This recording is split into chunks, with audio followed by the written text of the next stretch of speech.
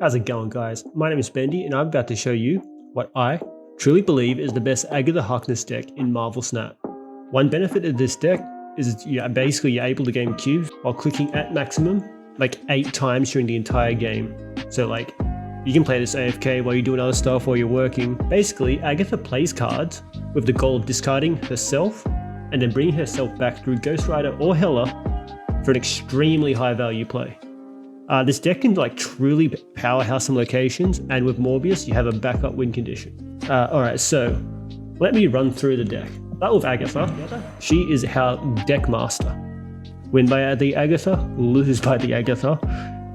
Blade, I'll try not to run through like your common discard deck cards, but Blade and specifically I want to mention turn 1 Blade discards Agatha. That is your dream play.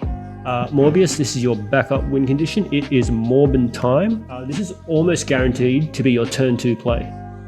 The only other card she can actually play is if like Elysium's been played or Blade. Wave. Now this might seem like really random and odd in a discard deck, but if Wave gets played, Agatha is guaranteed to play herself the next turn no matter what. Lady Civ, like this is a bit of a gamble. You pray that it's Agatha every time.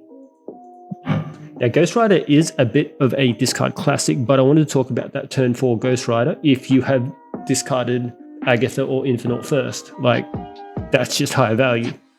Next up we'll have Swordmaster and Hellcow. I'll talk about the same time because they're kind of just discard classics. Basically just fodder to try and get your Agatha discarded ASAP. Hellcow 2, same thing. They also kind of feed your Morbius. But ideally you want to be getting Agatha out while filling the board with high value. Same with MODOK really, like Infinite and Helicarrier.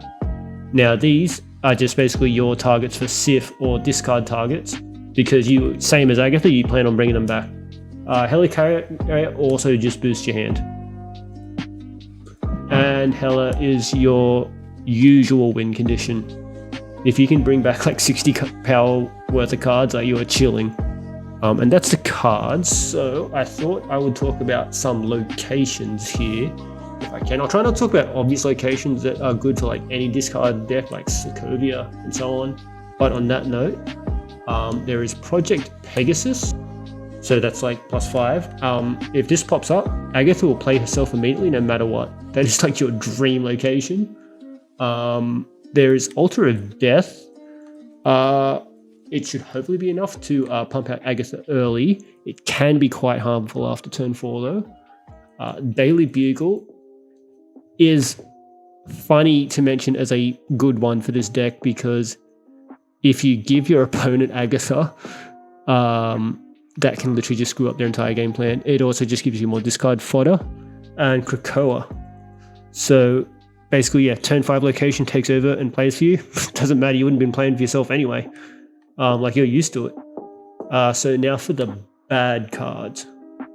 It's the rule of Agatha, if there's a chance that Agatha will play in a bad zone, she will.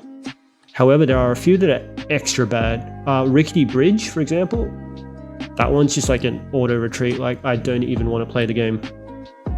Quantum Realm, not so much in the first few turns, but a deck revolving around playing high power cards. Yeah. And cloning VATs. So in the instance that you want to ramp Agatha out early, so like say you've got that turn 3 wave, you're going to be pretty like unhappy if, and this has happened to me, she plays herself on cloning VATs and you've literally just gotten Agatha again. I'd like to give a special shout out for a really bad one is Collapse to Mine. Now, I wouldn't say it's straight up bad because you can genuinely just outpower the other 2 lanes, but Agatha will literally never skip a turn in this deck. Unless you've like literally just drawn very bad in the first 3 turns and you can't play anything, but like 90% of the time she won't skip a turn.